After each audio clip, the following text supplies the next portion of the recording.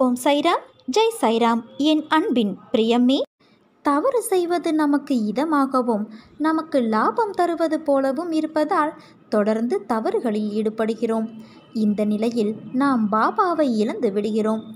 பாபாவுக்கு பிடிக்காத விஷயத்தை செய்துவிட்டு பாபா கோவித்து கொள்வார் என்பதை அறிந்து வருந்துவதற்கு பதில் ஒரு முறை தப்பு செய்துவிட்டோம், இனி திருந்தி என்ன ஆகப் போகிறது என்று தொடர்ந்து தவறு செய்யும்போது பாபாவை விட்டு நாம் விலகி செல்கின்றோம். நீ வழி தவறினாலும் கூட அவர் உன் மீது உள்ள அன்பை சுருக்கி கொண்டதே இல்லை. நீயோ உன் அன்பை புதுப்பித்து கொள்ளவில்லை. அவருடைய அன்பை அனுபவித்தவர்கள் அவரை விட்டு எப்பொழுதும் விலகிச் செல்ல மாட்டார்கள்.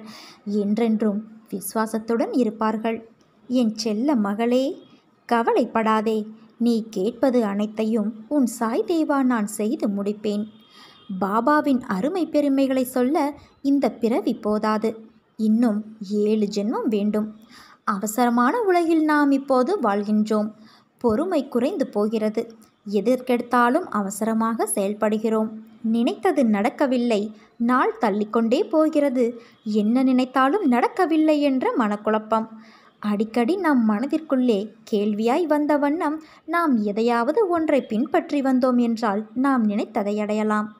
உதாரணத்திற்கு, பாபாவை முழுவதுமாக நம்ப வேண்டும். அந்த நம்பிக்கை ஒவ்வொருவருக்கும் மாறுபடும். அம்மாவாக பார்க்கலாம், அப்பாவாக பார்க்கலாம், அண்ணனாக பார்க்கலாம், தம்பியாக, அக்காவாக, நண்பனாக. அவரவர் நம்பிக்கை முழுவதும் அதில் அடங்க வேண்டும். கடைசி வரை நம்ப வேண்டும். பாபா ஒருபோதும் நம்மை கைவிட மாட்டார். அவர் நம்மை கடுமையாக சோதித்து பார்ப்பார். நாம் மனமுடைந்து போகும் அளவுக்கு நமக்கு சோதனைகள் வரும். ஆனால் அதை தாண்டித்தான் நாம் வர வேண்டும். நம் இரத்தத்தில் ஊற வேண்டும் சாயியின் நம்பிக்கை. உனது வாழ்க்கையில் நீ பட்ட துன்பங்கள் அனைத்தும் முடிந்துவிட்டது என் தங்கமே. இனி நீ உன் வாழ்க்கையில் எடுத்து வைக்கும் ஒவ்வொரு அடிக்கும் மிக நல்ல பலன்கள், அர்த்தங்கள் உண்டு. உனது கையை நான் பிடித்து கொண்டு இருக்கின்றேன். இதை நான் உனக்கு நிலையான காட்சியாகவே ஒவ்வொரு நாளும் காட்டிக்கொண்டு இருக்கின்றேன். எதிர்காலத்தின் வாழ்க்கை எப்படி இருக்க வேண்டும் என்ற கனவுகளை அழகாக உனது மனதில் நீ கோட்டை கட்டி வைத்துள்ளாய். அந்த மாளிகையில் உள்ள அனைத்து உறவுகளும் எப்படி இருக்க வேண்டும் என்ற உனது எதிர்பார்ப்புகளும் அவர்கள் இன்னும் உனக்கு சொந்த உறவுகள் ஆகவில்லை. ஆனால் அவர்கள் எப்படி பார்த்து கொள்ள வேண்டும் என்ற அக்கறையும் அன்பும் உனது கனவுகளில் பிரதிபலிப்பதை உன் சாய் தேவா நான் உணர்கின்றேன்.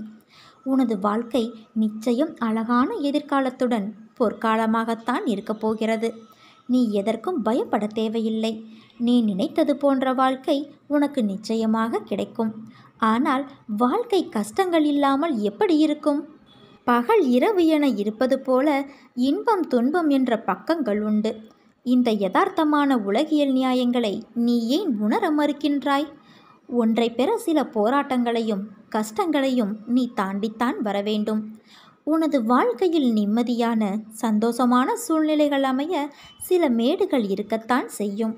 அதை தாண்டி மனம் தளராது உழைத்து அதற்கான தகுதியை நீ வளர்த்து கொண்டால் நிச்சயம் நீ வெற்றி பெற்று ஜெயிப்பாய். காகிதத்தின் பக்கங்கள் காற்றில் பறந்தால் பிடித்து விடலாம். மறுபடியும் தொடர தண்ணீரில் விழுந்தால் அதை உலர வைத்து பயன்படுத்தி விடலாம். இதுவே நெருப்பில் விழுந்தால் என்னவாகும்? அதைத்தான் உனக்கு நான் அறிவுரையாக கூறுகிறேன்.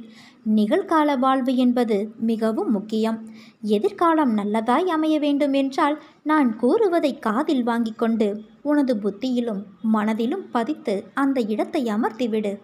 அதன் பிறகு உனது நிகழ்காலத்தை உணர்ந்து நீ வாழ்வாய்.